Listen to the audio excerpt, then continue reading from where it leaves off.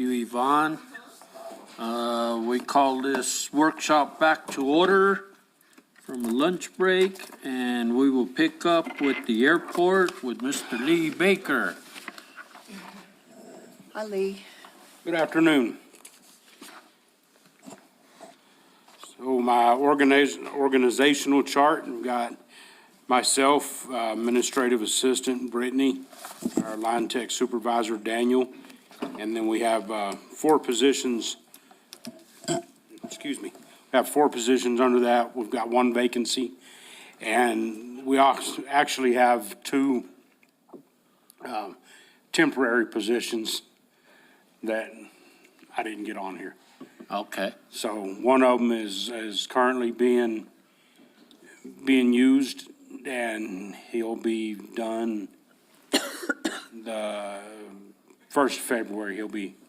That position will. Does he want to be a full-time?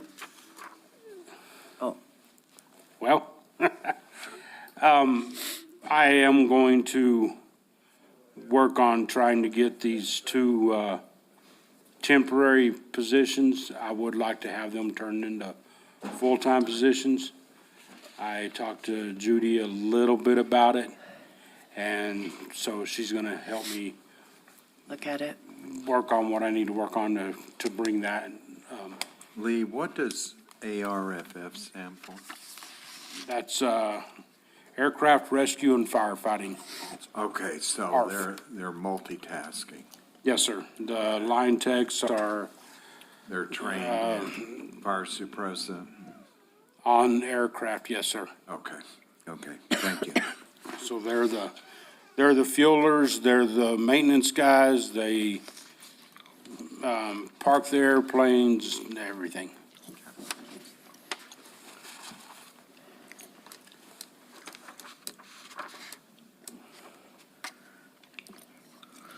So my first goal is proposed future construction of a new terminal building in FBO. The Sierra Blanca Regional Airport FBO is outdated and disarray. We have received conceptual renderings of a proposed 13,000 square foot terminal. The terminal would be a two-story building with a restaurant and an outdoor balcony with 360-degree views and a conference room on the upper level. The lower level would be the administration offices, the FBO, airline, rental cars, pilot lounge, and passenger lounges. And then we're looking at trying to shut down the parking lot that we currently have and build a new parking lot where the adjacent to where the new terminal would be built. How likely is funding on this? Mayor Pro Tem Salas, Councilor Corey, we just, last week, I think I sent the application to begin on the design phase for a new terminal building. So I think the max on that may be about 3 million. So we'll see what happens on that. Design? For the design of the new, so. Oh, my gosh. That's what the funding is, $3 million is your Okay. funding amount, but that's what the grant, so we'll see how that goes, and we usually have our, different funding with the airport that we receive, we have, so every year we get is it 400,000? I think we get 400,000 of discretionary funds, so we add that together, and that's how we utilize a larger project, so. And then on doing some repair to his existing building, there's just a lot of old, that building's been there a long time. And one thing I want to get over there is natural gas. We're on propane over there. So I'd like to see about getting natural gas. It's not very far from there. And I spoke to Leslie with Zia Gas. So that might be a project too. That way we can get away from that propane. So is this build it and they will come? I mean, you know what I'm saying? Do you think other, like airlines, that we could be an airline source? Airlines coming in here from other places, is that really the only way that we're probably going to get those airlines is by having upgraded equipment and stuff? It won't hurt. But on my, goal later on, right? that we are looking at the. Yeah, I knew the that we airline. were, yeah. The terminal that we're looking at is gonna be a lot like what we've got now, only modern, up-to-date, Yeah, that will handle, more people being in the terminal. So with a small airline, that's what we're looking at for it. Now, if we wanna go big and try to get more airlines or bigger airlines or along that routes, then this terminal that we're looking at doing is not gonna suffice. yeah, And Mayor Pro Tem Salas, Councilor Letterman, Taos, Village of Taos and City of Clovis, Clovis is working on a new terminal, and Village of Taos, and so you do see the benefit of it. Yeah. We have the grant for doing the air service, and we're re-advertise that, but that'll give us that, having that also, but just with future plans, I think just having all this infrastructure is gonna benefit the village. Would this have room for TSA screening? No, sir. No, sir. This, So that's kind of what you're talking about if we got a bigger airline this. correct. If we wanted to go to the point where we had something like what Clovis has with a 30-seat, Yeah, and we wanted TSA in there, then the way that they designed it is that it can be added on to okay, for okay. that, but currently, the way it's designed, it would not. Okay.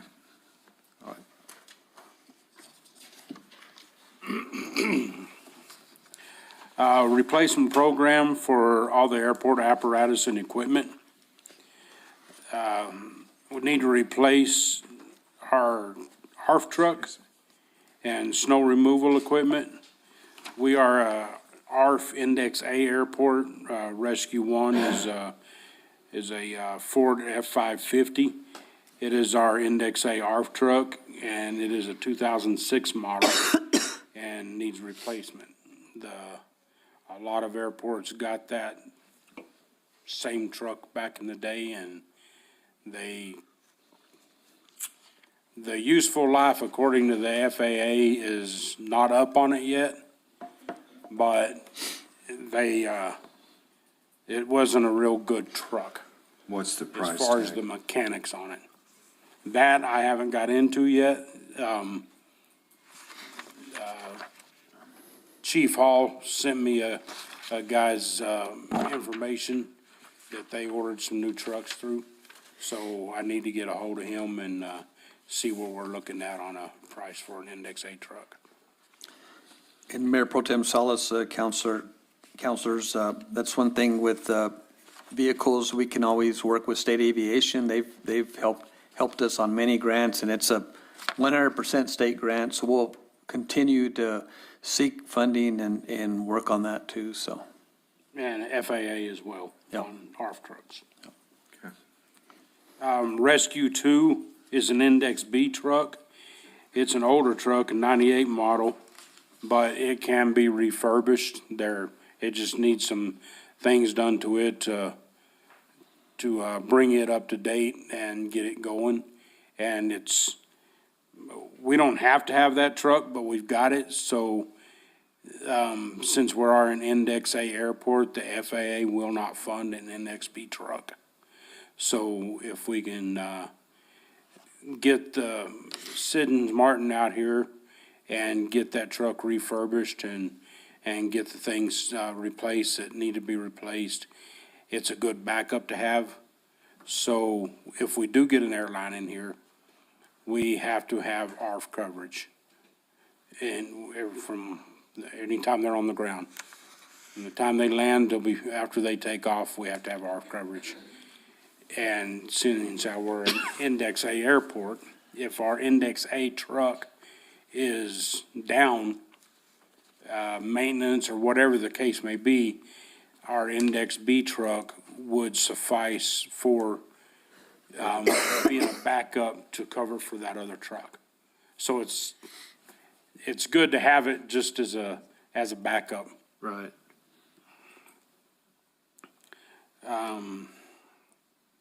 Our snow removal trucks are 1989 and 1990 Oshkosh. Big dump trucks, four-wheel drives with, one's got a plow on it and one's got a snow blower on it. And we used them both this weekend. They worked great, but they're old and they do have some issues.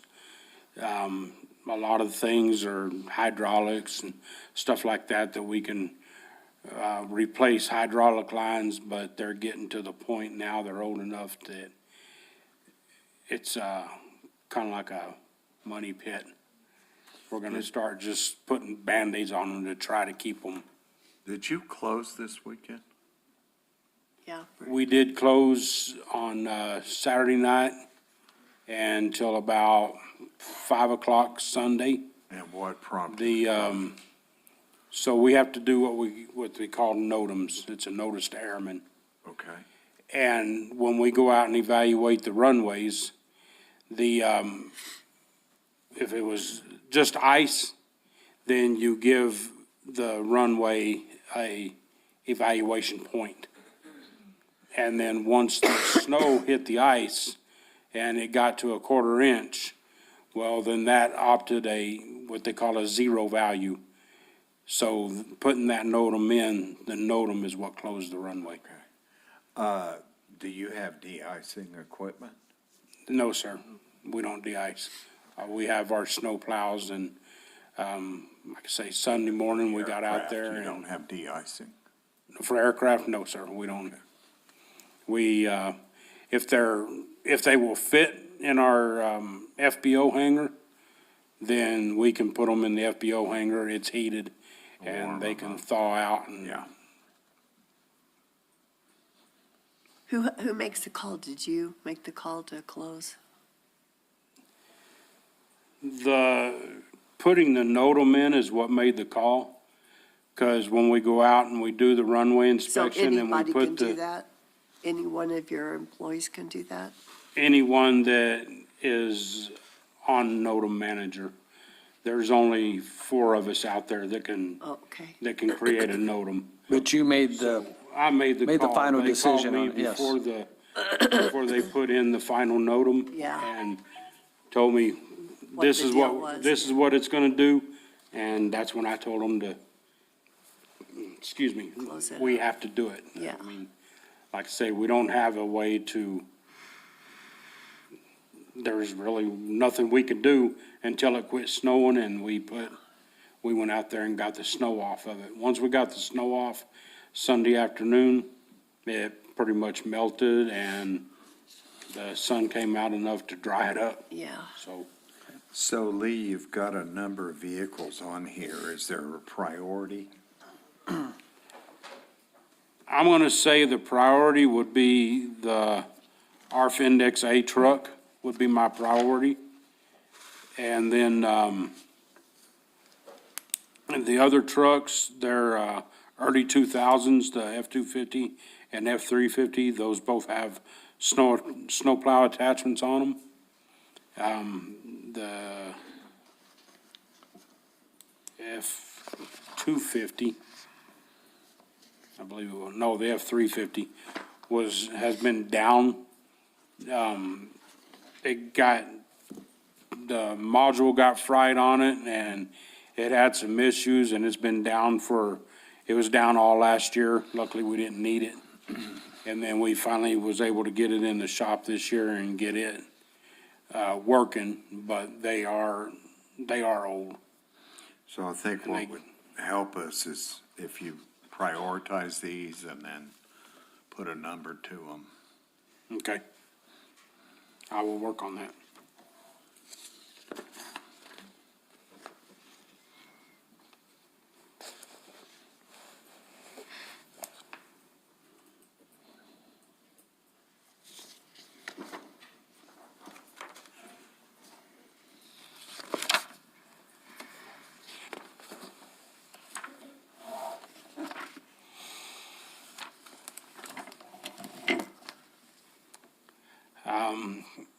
we need to obtain more hangars for customers and the ability to rent overnight, et cetera. Currently, we have 3 sets of T hangars and 3 box hangars with an average of 6 people on the waiting list for T hangars. New hangars, if new hangars are constructed, this would increase the income of the airport. Like I say, we have a continuous waiting list for monthly rentals, for not really nightly rentals, but no, our monthly T hanger rentals and our box hangers.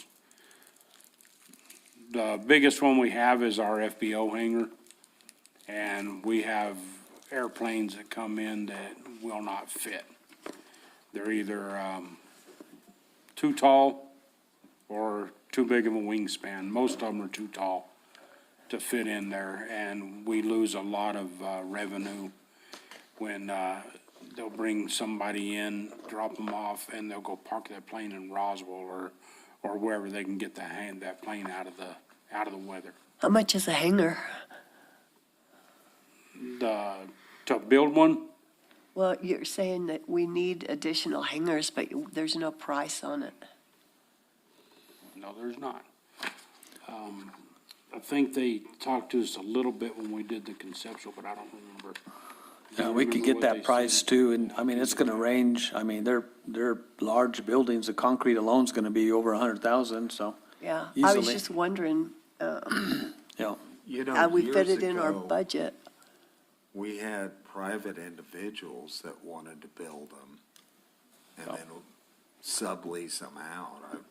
And Mayor Pro Tem Salas, Councilor Corey, part of our master plan is to develop the airport property and have right now, there's a hangar here, a hangar there, and it should have been done like a plan, like a subdivision, and that's what we're wanting to see, where you utilize your space there. 'Cause they're just everywhere, and we have water lines here, they're not there, so that's something we can get from our engineers, is get some cost on hangars. And you can also apply for FAA grants on hangars, but any revenue that you do receive off a hangar, you have, yes, so. Yeah, I would encourage, seeing if there's some private investors out there that, you know, they see there's a backlog, they'll build the hangar, we lease it, the land to them, and then. But I thought we weren't leasing the land anymore. So we've currently have our land leases. We've got an engineer firm looking at our land leases, along with our attorney. And she's going through there, or they're going through there and evaluating all of our leases and making sure that all of them are worded right to where they conform to FAA regulations, and we meet our grant assurances and all that stuff. Then she'll get back to us and just give us a rundown of, yes, they look okay, or no, you need to work on this. And then it will be up to us to make them all uniform. Okay. So right now, we have, I believe it's 4 land leases that are in their last 7 years of their original lease. And some of them are wanting to sell and do other things, and we've kind of put things on hold until we get back from our engineer on our evaluations on our leases. And Mayor Pro Tem Salas, members of the council, if we were able to find a developer that wanted to build some hangars and rent them out, and we have the land lease with them, I mean, that would help a lot. I mean, it really would, so. Yeah. Something to think about, and, have an area where they can come in and do that, so. And there are companies out there that is what they want to do. They want to come in, they want to build the hangars, lease it from us, but then they manage the hangars. They take care of all the lease stuff on them as far as Yeah. collections and maintenance and all that. Yeah. Do we make the rules, Yeah, we make the Yep. rules of what's there. even though it's not our hangar?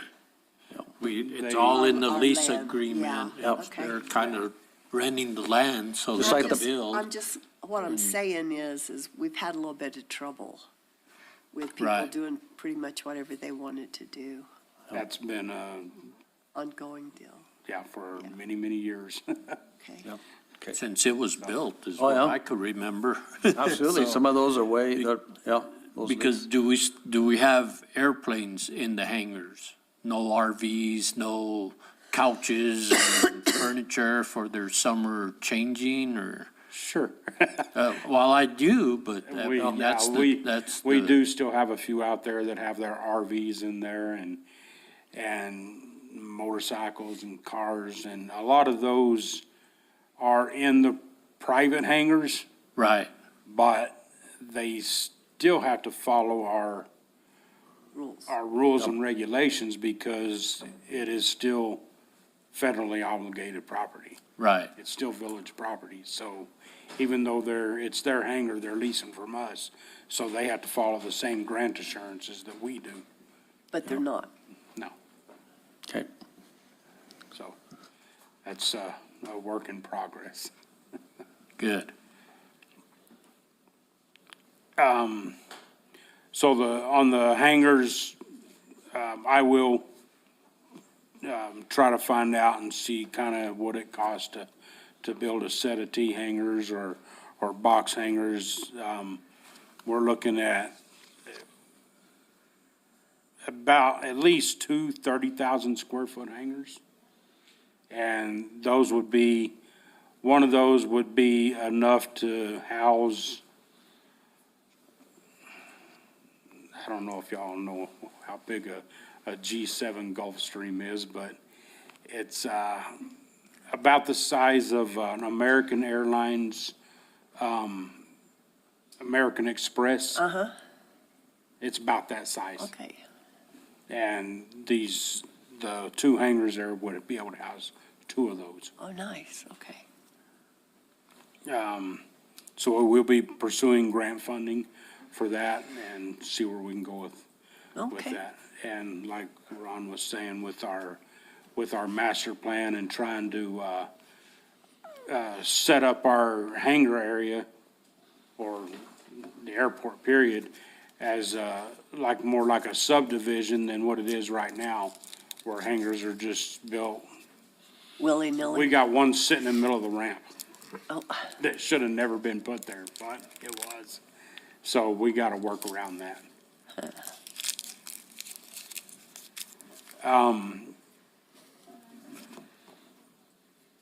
does most of your funding come from grants? Yes, yes, ma'am. Our main revenue source is our hangar rents and our fuel Right, and our land leases, and then the rest of it is grants. and also, Mayor Pro Tem Salas in council is subsidized by general fund. What's the amount on that, Judy, right now, just on the airport? Just, Prior to the fires and that, they were acting solely on it as an enterprise fund, but since we've had to close down the airport, the general fund has had to kick in some money, and right now, it's only at, it's less than 200,000 right now, okay, but I'm not sure what it's gonna be through the end of the year. okay. perfect. Thank you, Judy. Thank you, ma'am. This year might hurt because of the track. That's when we see a lot of Yeah, our revenue on our fuel sales and. That's and, true. Some hangar rents, some overnight stuff, but mainly on our fuel sales. Currently, well, in the summertime, generally, we get in, about 7,500 gallons of jet fuel a week is what we order. Our Hunter low lead fuel, we get in 8,000 gallons probably about every 3 months. So on our Hunter low lead, we generally get about 4 loads a year. so in July, how many planes do you see Just an average. I know that you don't, In July or, like a peak summertime. well, I just looked at, our numbers for the calendar year '24. And for '24, we had 5,962 operations. Wow. So February, what, it drops big time, right? Yes, ma'am. Yeah. So, I would say in July, we probably average about, I'm gonna say about 600 operations, 500 to 600 operations. So that's pretty average per month in the summertime. What's an operation? A plane coming Every time in? somebody lands and Okay. every time somebody takes off. Okay, So that's, landing and taking off is 2 operations. okay. And that's counting helicopters, this program that I've got out there. We have geofencing set up for the airport. So every time an airplane crosses our threshold, it counts it. And I have geofencing set up in portions of the ramp area where the airplanes park. So if a helicopter lands and takes off, if we get them in the right, if they land where they're supposed to, then we'll count that operation as well. Okay. Thanks, Lee. Yes, ma'am. Next on our agenda is our air carrier service. So we put out the RFP for it, and we thought we had one picked out, and that didn't work out. So we redid the RFP, and I believe she put it out. I think she put it out was it last week? She got it out? Yes, last week. So Who's we're the airline flying into Cruces? in the Running- cruises. Yeah, they're running daily flights between Cruces and Albuquerque. Zoom tight. Thank you. Cruises. Come on, Lee. I want to say it's Advanced Air, but I'm not sure. So this RFP, would it require a revenue guarantee from the village? Mayor Pro Tem Salas, Councilor Corey, we received a $3 million grant, so that's what we're working off of that.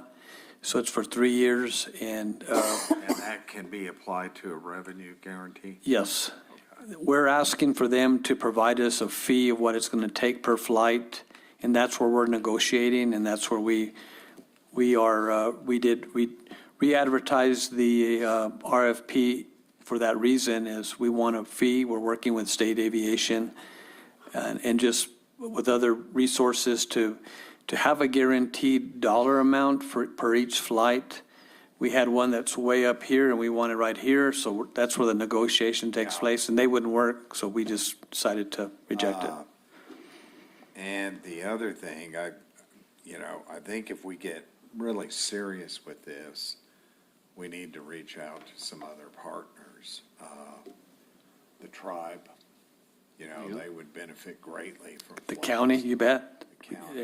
Everybody within the area, right? And we did it as a regional And basis. That's what made the Roswell initiative work. Right. was They finally got enough partners where they could put up enough money, and, so Roswell now, United Airlines is flying in there, Oh, wow. Right. so. Yep. Yeah, they just picked that one up last week.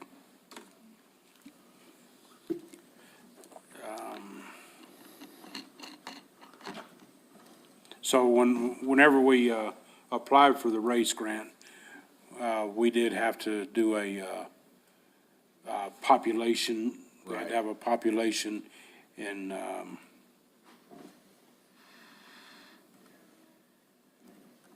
a 20 square mile or 20-mile radius, I believe. They'd So have to be was that- 20,000. Was that full-time residents or did it include part-time?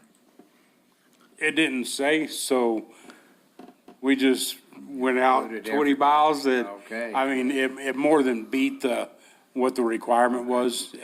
I think we used a 50-mile radius, and I think we were able to use like Cloudcroft in those areas too, so. Right, it just barely got the edge of Alamogordo, I think, wasn't it? Yep.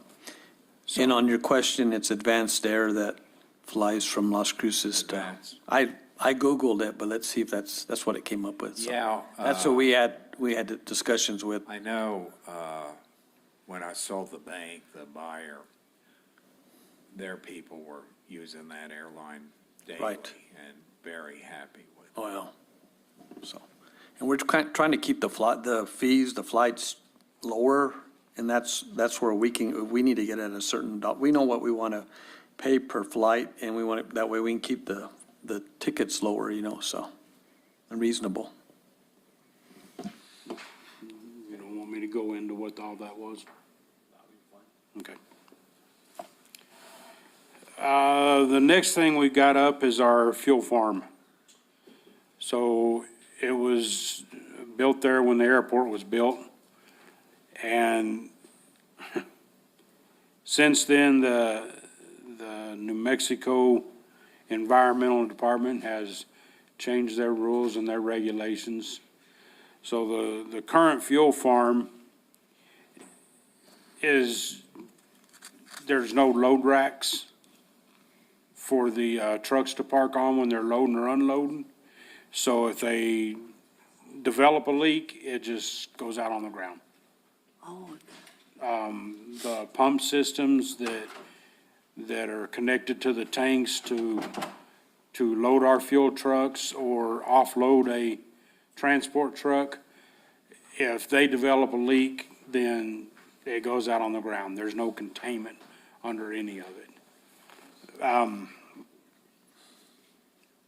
We've got some choices here, whether we want to fix all the stuff that needs to be fixed on that, build the load rack, and to build the load rack for the trucks to pull up on, that's got to be an engineered drawings and, contractors and everything to get that done, to put the containments under the pumps. Or we can look at, I know when I first come to work for the village, the plan was to move the fuel farm onto the airport. it seems like this comes up every year. So recently, we've been hit with another dilemma. Since that thing was built there, or since the airport's been there, they've been transporting the fuel in our refuelers. They go down there, it's a quarter mile back to the gate to get back onto the airfield. And that's on a state highway.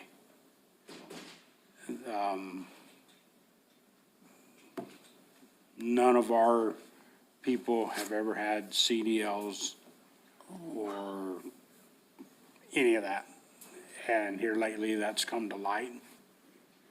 So we need to figure something out, whether we want to, in our master plan that was done in 2015, they had it on there to relocate the fuel farm. So it is on the master plan. Now, where they put it on there to relocate it to is not really feasible because they put it between two hangars, which we can't do that. So question for Mayor Pro Tem Salas. I know you told me before they built the fuel farm outside the property. What was the reason for that? Do you know? What I recalled is that, the location and for the access of the refueling trucks to drive up there. But again, you gotta remember, 220 wasn't a state highway. Okay. And that's Okay. where it was just the 2 lane that Right. went all the way through there, and that's what, change when they made that into a designated state highway and widened it and redid all that configuration. And I forgot when that happened. That was like in 2000 or, So since we were there first, can we get grandfather? wow, I think that question was asked. Yes, and we'll, And I think we got special permit to say, Yes. yeah, you could keep it there, is what I recalled. and we had that's just like you said, and we had somebody from state police, so he does the CDLs. And we had that meeting with him a couple of weeks ago, and that was one that was brought up. Still working on that, but on the fuel farm itself is trying to lobby for that. The state they would back us up, but FAA said, well, you should have done that to begin with. Why should we pay for it twice? They don't want to pay for it twice, and that's the Right. hang up on that. But we also want to do the repairs to the existing when we have to do it. But we don't want to pay, here you are going to spend money here if you're going to move it. That's the other question. But we have to have it. Can the fuel supplier subsidize it? Do we make any money off the fuel sales? Very little. Yeah, very little. Like little. our, We essentially our sell it markup at on cost. our jet fuel is $2.25 a gallon. And, yeah, that's about it. But we'll ask any question. I mean, well, whatever, talk to our AV Fuel or whatever we have to do on that. But we just we're going to have to get it worked on, and we have to make sure we have to, with the state, with the NMED and the, when they come in and inspect, we have to make sure, we don't want it to be shut down and not have fuel, so. So this is a related question. This biofuel plant, it will be located on airport property. And all of the airport is considered the village. So tax revenues come directly to us. They don't go to the county. It would be, their gross receipts, the village would be the ones receiving the GRT. That's the way we have it set up anyway, so. How much excess land is there out there, Lee? We've got 1,600 acres total, I believe it is, like 16,065 And what's your or something like footprint?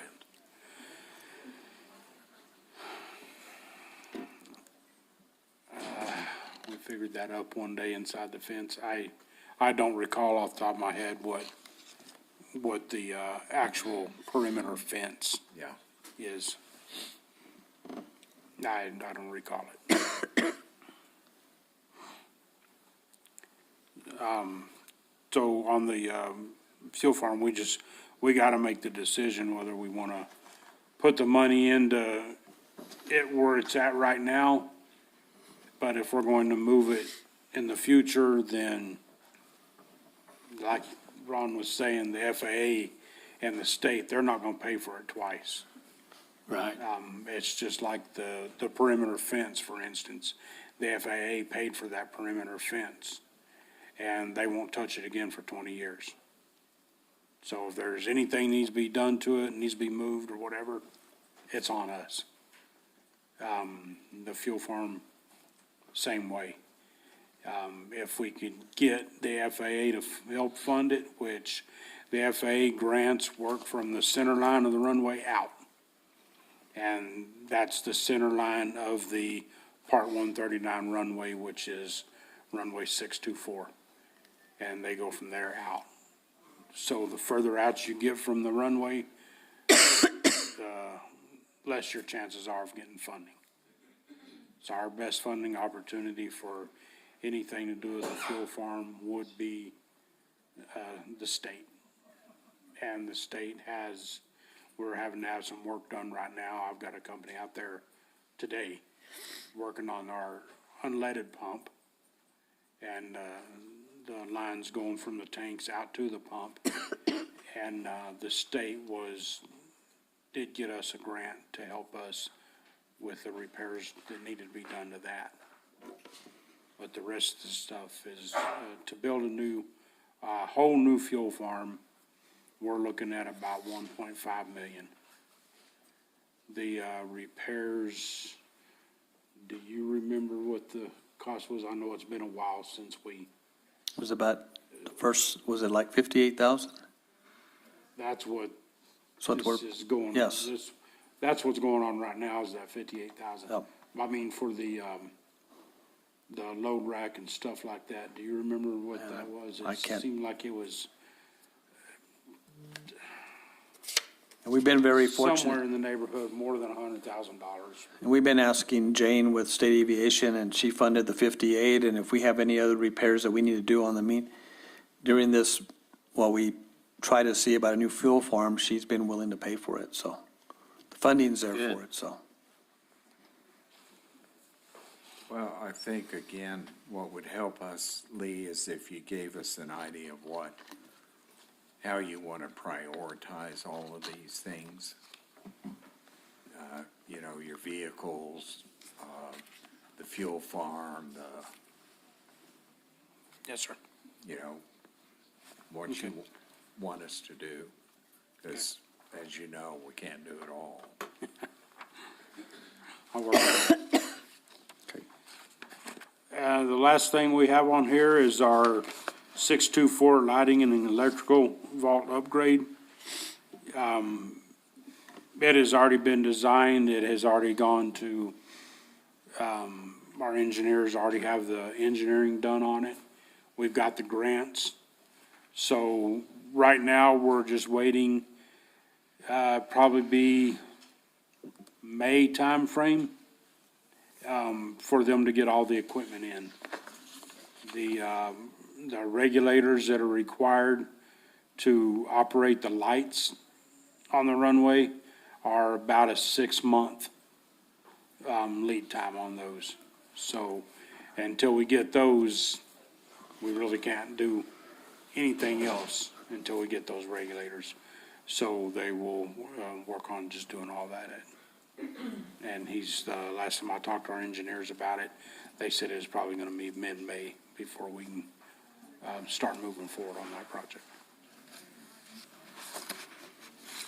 This is, Mayor Pro Tem Salas and Council, the 90% funding from the FAA.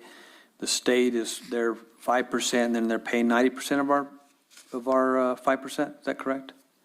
They're paying more, what are we end up paying, like 2%? Yeah, we, Sounds this one, I think it was 1%, so 90% of the state, the non-state federal share, they're gonna cover for us, so. Okay.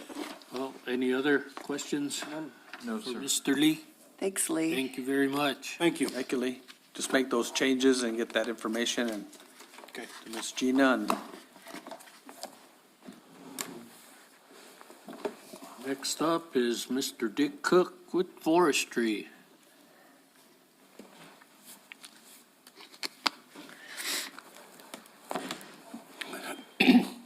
Mayor Pro Tem, Council. I did. First thing I want to do is thank you guys for supporting our 3 new technicians and training that you allowed us to do with Britta before Kathy left. And the trucks that we got for the new technicians this last year. And so we're in a position now to where hopefully when we get our new software, that we can improve efficiency some and improve production a little bit. Dick, I saw Kathy the other day. She said she really misses you. And she didn't laugh, so I. She did. It wasn't a joke. I was gonna say like a wart on the nose, huh? Our first goal is to thin about 200 acres of village-owned property or more, and includes cleanup from the South Fork fire. The money we already have, actually, we have about 1.1 million left from legislative appropriations for that. And that'll be used, by the time we get through with that, all the village properties will be within compliance of our ordinance. The problem with that is that they'll all come due again at the same time. That's job security. So it's kind of a double-edged sword. I'm also asking for about 65,000 for other village projects like right-of-ways, and we use that money this year. We've actually had to enter our cemeteries 3 times because of trees dying and whatnot within the areas where people are buried. And so we had to get those cleaned up. And that's also money that we used during this snowstorm to help remove some of the down trees across roads and those kind of things. I don't know how much you want to go into the steps we need to go. It's just our process that we use to identify the areas, inspect the property, mark the boundaries, advertise and select the contractor, and then follow up with our final inspections and payment. So Dick, I'm looking at goal 2, and you inspect 900 to 1,200 properties that are out of compliance. Is that the yearly amount that you inspect, or is it Yes, just the that's- amount that are out of compliance? That's the amount we inspect. Okay, And some of those are properties that we never have gotten compliance on. Most of them are properties that we have thinned before that are up again for thinning. right. And I want to share with you just a little bit of what I'd like the new software to do. The first thing is, about 60 days before a property goes out of compliance, I'd like to have a letter generated to the landowner telling them they were about to go out of compliance, and giving them that 60 days Yep. to set up an appointment with us. And once that appointment's set, I want to give them another 60 days to have completed it, or at least got it contracted. At the end of that second 60 days, then I'd like to be able to send them to court as opposed to waiting until the end of the year and sending 200 or 300 of them to court. I think that'll make operation go better and more efficiently. And so that's what I hope to do with software as far as the compliance checks goes. Are you having harder and harder time with people being out of compliance? You know, that varies a lot because some people don't do anything in the meantime, and some people are really Always, really check up the property and keep it clean and those Right. kind of things. And so some of our compliance checks are no more than going out and walking around the lot and saying you're good. yep. And then some of them have a lot of work that have to be done. But then are you having a hard time getting them to be in compliance? Are you sending a lot to court? Normally, we have probably in the neighborhood of maybe 200 in a year to send to court, Okay, which is maybe 10% or more, a little bit more. But most of the ones that don't go in compliance are those that are, a lot of them are elderly, that properties have gone to their kids and whatever, and there are a lot of those. Yeah, People, for the most part, you know, it's really weird because as soon as we send them to court, then they make a phone call and they get into compliance right away. So it's just a matter of muscle or commitment on their part. procrastination. Yeah, that too. What's happening to us now is we'll send the letters out and we'll get a little bump of people in the beginning that are really aggressive and go do it. And then we remind the rest of them, and we get another little group. And then towards the end, we have this group that, like you say, procrastinate or for whatever reason, don't get in compliance that we have to send to court. Yeah, And so what that does to us, it encroaches on the next year because we're working with people that are in court while we're trying to get ready for the next compliance run. And so what I want to do is cut out some of the bottlenecks. The bottlenecks is everything goes through our office manager right now. And the more automation we can get with automatic sign up for inspections and Then after the inspection, where we'll send an email to the landowner about what they need to do on the property to remind them. And then towards the end, when they get ready, not automatic, but the self-registration for the final inspection. So I think we'll take some of the work off the office manager and put it on the technicians. So, Dick, this software, have you bought it already? We've been working on it for a long time. I've been really pressing on it, but we have initiated it. Right now, we're in the process of gaining data for our database from billing and those kind of things so that we can get compliance dates and those kind of things. Those have been sent to the company we've got, which is called MyGov. And the timeline for implementation is April. So between now and April, we'll be working with MyGov to get the data we want collected and the mechanisms that we need to do it.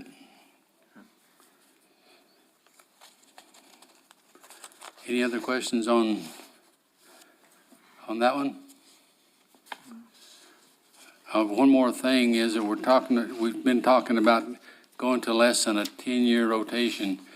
Hopefully, we need to go to at least the 7-year rotation in order to get everybody within the fiscal year, within the 7 years re-inspected. And there's some discussion that insurance companies may be forcing us to go to 5 years, which will really stretch things for us, but we'll see what we can do. Would that require an ordinance change? No. The ordinance, what it says is that a good thinning project should last for about 10 years if it's maintained. But there's no ordinance that says you've got to do it every 10 years. That's more of a procedural thing from us. So have the insurance companies given you a reason that they might want a 5-year rotation? That's just been in the discussion, Counselor. As far as I know, the insurance companies haven't agreed on much as far as what they expect. Some of them expect 100-foot distance around a residence with no trees.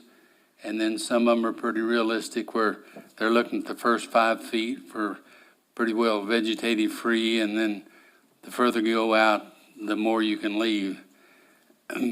But right now, there is no real standard. Okay, I was just wondering if they had some sort of, like you say, standard that they were basing their possible future requests on. So if there was some sort of a study, a national, let's just say, protocol and such like that, but. Well, the way I understand it, that the governor actually put together a group in New Mexico that was supposed to work on a statewide standard for that. And the statewide standards that I've seen are actually more restrictive in some areas and less restrictive than what we can do in some areas. Some of what they're talking about, from my experience, have nothing to do with fire. They have, of course, the other thing like the snow showed us is that if you have big trees next to your house and the branch breaks, it can put a hole in your house. Yeah. So I'm sure the insurance companies are looking at all that, but there is no standard right now.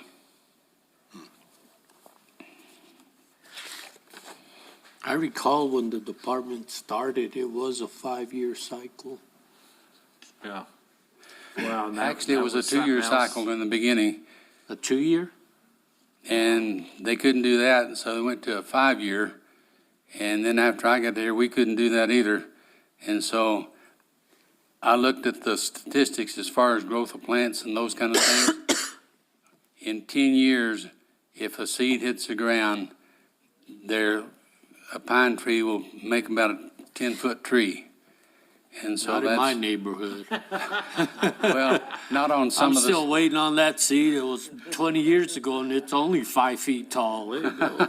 Well, and I remembered distinctly, there was a time where you had to get the village's permission to cut a tree down.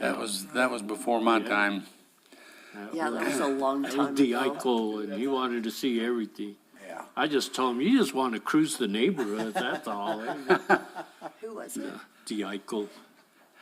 I But forgot his Rick first name. Deichel. Rick Deichel. But that's the growth tables that I looked at, that was what it said, and that was the basis for using a 10-year as opposed to, and it's proven itself several times in our fires that that's really pretty good as long as it gets some maintenance in between. I think that's the key, is the maintenance with our many vacant lots and part-time owners, that to keep up once they do the initial cut. Because my last cut, I wish I would had you guys inspect every 3 years of what's the possibility, so that way I could have been burning the firewood all the last 10 years. Now I got 6 cords of firewood to burn in a year, but, yeah, I mean, that's something that I thought, that is there a way, process of a citizen could request, hey, you know, I'm up in 3 more years, or what does it look like as far as inspecting my property to down trees? Well, I'm not saying that's not possible, but it would take more manpower and Right. to do that. So it's just a matter of logistics and what's available. So I personally think that 7 years is quite adequate as far as both the maintenance. It's a good in between. We had properties during the South Fork fire. Most of the properties in the village, in my opinion, wouldn't have burned. Maybe 10% of them wouldn't have burned had the landowners taken the stuff off and not stacked firewood on their deck and all the things that are home hardening as opposed to thinning. Right. So our thinning, I think, has done a pretty good job over the years. Yeah, it would have been a lot worse. Yeah, absolutely. And, you know, today I've told you before, but we're focusing on the south and the west side now. And with barrier grant that we've got, we'll be able to do a lot of, but there again, we got a lot of money to do a lot of work in a couple of years, and all that will come around again in 10 years, and hopefully we can get money. A lot of those are large property owners, like up in Camelot. There's some up there that own several hundred acres. And so there are going to be challenges for a while, but for right now anyway, the software program with the manpower we got, I think we ought to see in a couple of years what we can get done with that, and we'll reevaluate. Any other questions, discussion? The third one are the education of the people here. And our primary avenue for that is person-to-person contact during the inspections. And so for our residents and things, that's that. We need to do a better job of keeping our website updated with some of the more pertinent data. And hopefully we can do that if we free up a little time from our office manager. But, and we do a lot of things like go to meetings, the garden club with a booth and those kind of things. Yeah. I guess I don't think they're super effective. Maybe with a few people they are, but they're more of some kind of education. And the thing is that once you have a fire, people are really up in arms and want to do something for about 2 years, and then it kind of goes behind if we don't have another incident. Yeah. And so, to me, the one-on-one, the relationship that our technicians form with the landowners is probably the best way to do that.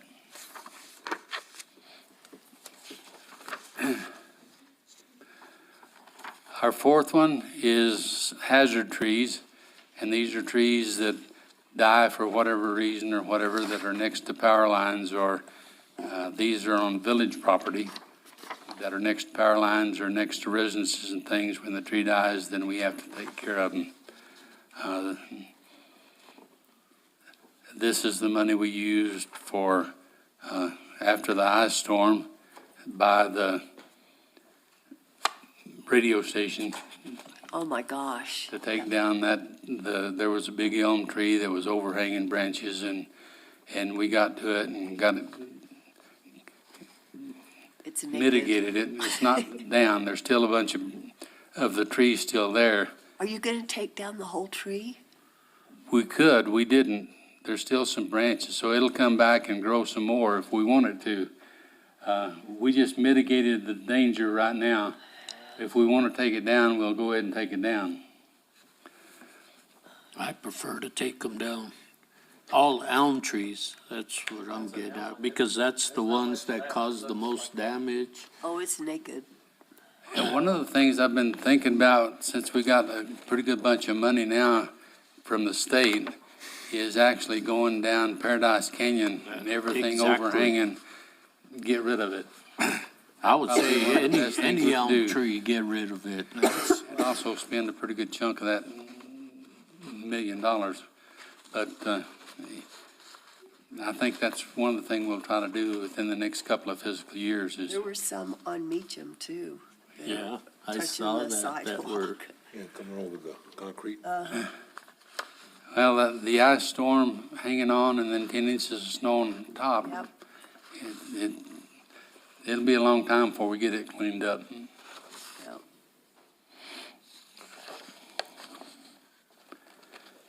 And then the last is hazard mitigation. Goal 5 is work with that barrier project to identify and get as much of the south and west as we can with that $5 million that's been allocated by the state for that barrier project.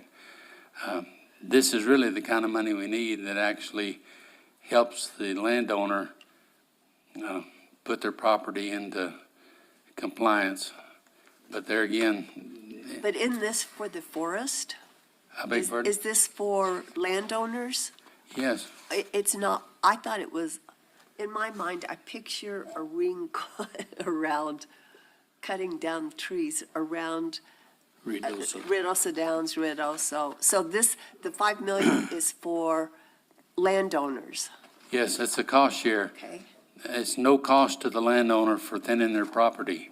All we have to do is sign it up, and of course, we have to administrate it.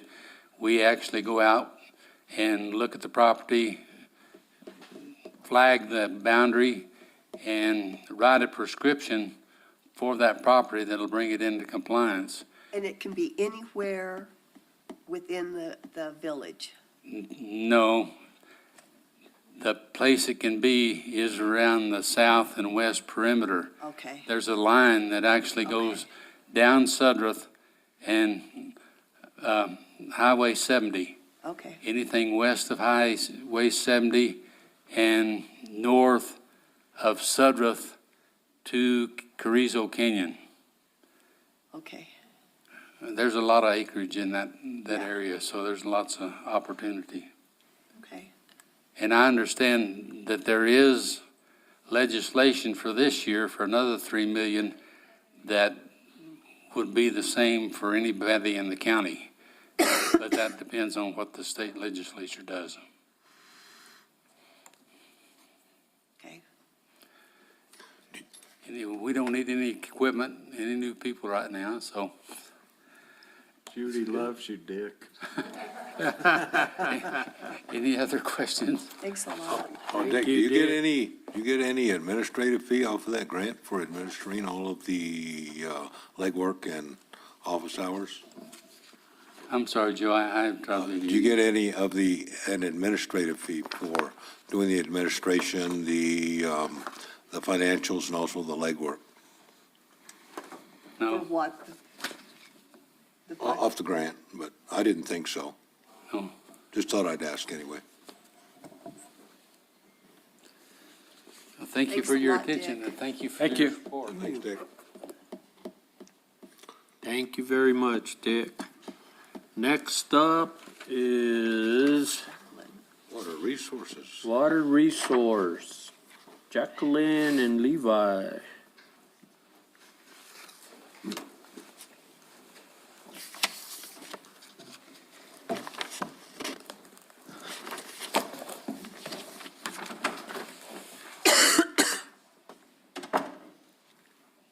Jackie. Good afternoon, everybody.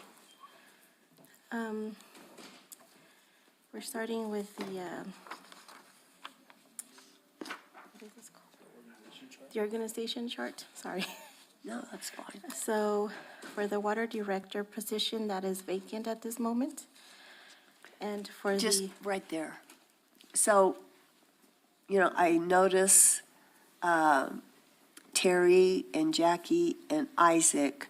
So are you the boss then? Okay, yeah, we're all under Public Works. okay. Is that temporary or? Mayor Pro Tem Salas, Councilor Corey, that's the way we've had the organizational chart's been, where the Public Works Director has overseen these departments But in the you're past. even over the Water Resource Director. Got it, Yes, okay. so. And then we have Isaac Garcia as the Ruidoso Wastewater Treatment Plant Director. And under him is Gigi Dixon, she's the Administrative Assistant. And then David Dene, is the Chief Plant Operator. And then David is also in charge of Cash Peso, who's the Operator 3 Lab Technician. Tommy McCarty, he's the Operator 3 Lab Technician. Jeremy Samora, he's Operator 2 Lab Technician. Richard Butler, and he's Wastewater Maintenance Tech. Sebastian Polendo, and he's the Wastewater Maintenance Tech. Luis Chavez, Wastewater Maintenance Tech, and Logan Carr, Wastewater Maintenance Tech. Under Water Production, Terry Yarbrough is the manager. And then Carrie Cook is the Administrative Assistant. Under Terry is also Gabriel Chavez, he's the Chief Operator. John Baca, he's Level 3 Plant Operator. Justin Vorbach, he's a Level 2 Plant Operator. And then we have a vacant position for PRV Maintenance Technician. And we have another open or vacant position for another PRV Maintenance Technician. And Gabriel Chavez oversees Brad Beavers. He's a Level 3 Plant Operator. Kyle Hawk, Level 3 Plant Operator. David Sanchez, Level 2 Plant Operator. Jeremy Garcia, Level 2 Plant Operator. Lucas Picard, Maintenance Technician. And we have another vacant position for Level 4 Plant Operator. And then there is me, who's Jacqueline Peña, which I'm the Water Resource Manager, and I don't have anybody under me, Yay. right? So let me pause you for a minute. Gabe, you're level 4, right? Double 4 or just water and 4 and 2? Okay. I have 3 guys testing the first of next month, 2 of them for a level 3 and 1 for a level 1. Okay. Good. Okay, Okay, go on. so beginning with our first goal, this is for the development of a watershed-based plan compliance with EPA standards. And this project cost $3,999. $399,122. And it was a 90% from the CWA 319 funds. And then 10% was for the match that the village put in. And this project is already started, and it's almost done. It's like 50% done right now. And right now, Cop Fenley is the engineer that is working on this project. And we're also working with NMED so that we can make sure that the plant comes out as what EPA wants, so that we can keep getting we got the 319 fund, CWA 319 fund. What's CWA? That's the Clean Water Act. Okay. And then, so for this project, what we need is a second community meeting, which we had one back in September last Yes. year. And we are planning on having a second one in March. Okay. We don't have an exact date just yet, but we are planning to have a second public meeting. And then, right now, we're also working on creating a monitoring plan so that we can keep monitoring the watersheds and keep up to date with them. And we're also creating indicators of measurable progress, so that way we can keep up, like I said, with the watersheds, and in case we get more floods or anything that happens, we can keep our watersheds healthy and clean, I guess. And then for our goal number 2, we have develop a drainage master plan, and with updated development standards. So this project just started. We already have the funding for this project too. And the cost for the project is $350,000. So there's the $100,000 that it's a loan funding, and then the subsidy funding is $250,000, and there is no match for this one, so the village doesn't have to come up with a match. That's good. And then Cop Finley is also working on this project, and this project will be done, we're estimating July of this year. So hopefully we'll be done by then. We started a little bit late on this one since the fire of 2024 and the floods, they delayed the project. So we just started the project back in November of last year. So we're hoping that we can get it done by July. If not, we'll be asking for an extension. And we're also working with NMED on this one also. Any Jackie, questions? where is this at? This is a drainage master plan, so it's not an actual like physical project, it's Got just it. a plan. Got it. And then the third goal, and we're already working on this one also. This is the Two Rivers raw water intake and transmission, and this is the Anaconda line. The estimated cost for this project is $5 million or $5.6 million. And the Water Trust Board has funded us or awarded us $4,704,000, which is 90%. And then the village match, it's $900,000, which is 10%. So we're working with Waterworks Engineering. They're the engineers working on this project right now. And we have an estimated date of November 2026 to finish, depending on the weather. Everything. Will this go all the way to the plant? No. Or just to the Just to pump the- back station? Just to the pump back at Grindstone. And they're gonna design it so that if later we want to go to the plant, we can extend that way. But for now, it's just to the pump back. Because the pump back's been there already 20 years or so, I thought. I thought that was giving out too, no? I've replaced those pumps and those motors, and it's all in pretty decent shape. Replaced the VFD twice. Okay. And so the Anaconda line, we won't be able to see it anymore. No, it will be underground. Okay. I'm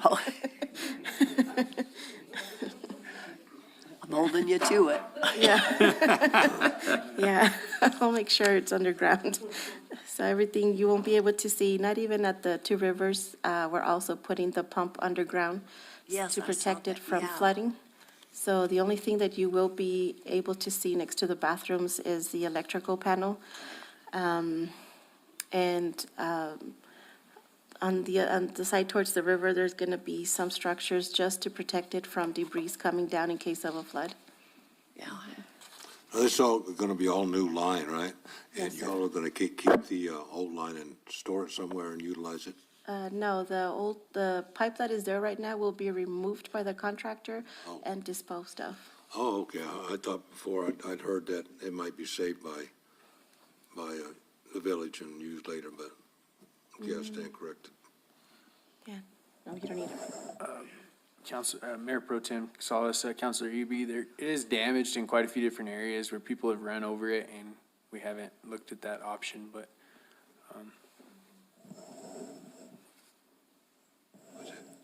So Jackie, when will that line be buried?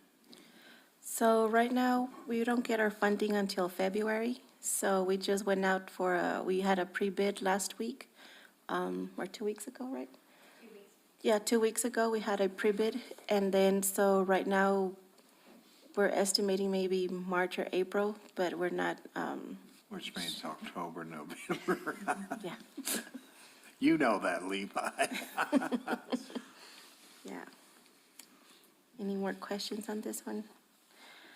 Okay, so, for our fifth goal, so this one, it's to implement an asset management plan, I'm sorry. And we use several software for this. We use ArcGIS, Bentley, which is a software that we can design water pipes, sewer pipes, anything on this. And we also use Laserfish, and this is where we scan all the documents, which is like the water rights documents that we have in the department, and store them in Laserfish. And we also are also working with an intern, and he is helping me to scan the documents and file them so that we can get our, all of the documents for the village, I guess, the water rights, and everything that has to do with the Water Resource Department, to have them organized and easy to access for not just my department, but if anybody else needs access to them. They'll be in our filing cabinet, and they will also be on Laserfish. Nice. And that's what I'm working on right now, just trying to organize the department so that it's easier to find information whenever it's asked for, you know, any kind of water right or anything that you guys might need. I Yeah. can pull it out I don't have quickly. production or regional wastewater. Did I miss one? Oh, I'm sorry, I skipped one. Oh, Sorry. Goal number 4, this is the, there is 2 on this one. It's the flood contingency plan and the water conservation plan. We did submit an application to the NMFA. So this project is, we are estimating a cost of $78,391.58. SMA will be working on this project. But as of right now, we don't have like an exact amount because we just submitted the application in September last year. So we are still waiting for approval. and that is a task order that's currently already with Sauter Miller on that one. So who weighs in on the water conservation plan? Will that go through P and Z or? Mayor Pro Tem Salas, Councilor Corey, that'll be the staff with Levi and his staff, and then we'll bring that to council, and then we'll have that discussion on that. Okay, and that. Because we'll need approval on it, just on anything that we're looking at, and I know whenever John Cornelius was on the council, he really wanted to see like low-flow toilets and all that other stuff, and I know Isaac doesn't like it too well because you have to be, with the plant needs that water to be within the sewer line, so it makes it kind of a catch-22 on that. And that'll be, if it's adopted, it'll be by ordinance. I I'm don't think so. not sure. Not on the conservation, I don't believe so, but we'll double check on that. Because I think the current one we have was adopted by, Well, when Yeah. I say by ordinance, for example, the building code, yeah, you know, if you're gonna institute low-flow toilets, that's gonna have to be in the, yeah. You're correct on that. Yes. We did do that for the low flows. okay, That's already been done. okay.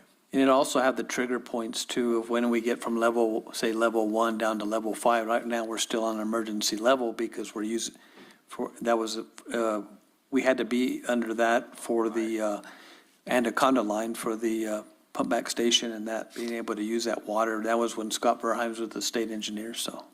Yeah, okay. And we're working on that, those phases or those triggers, because some of those triggers no longer exist.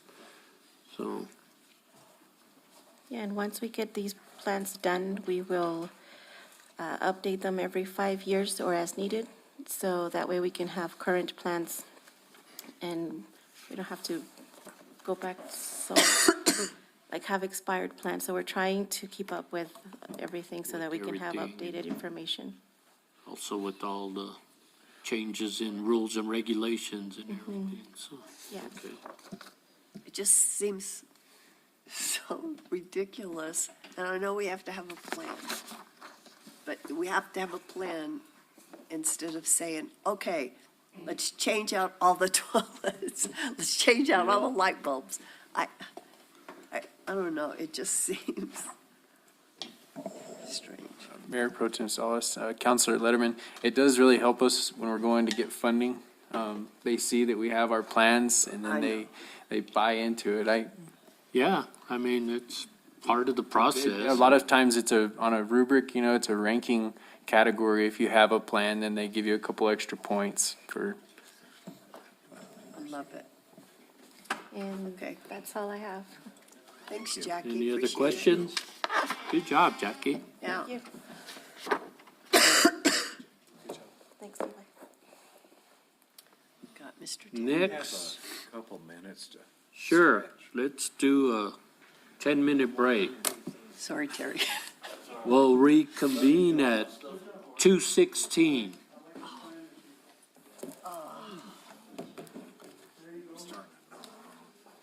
Yup. Have to get a cup of coffee.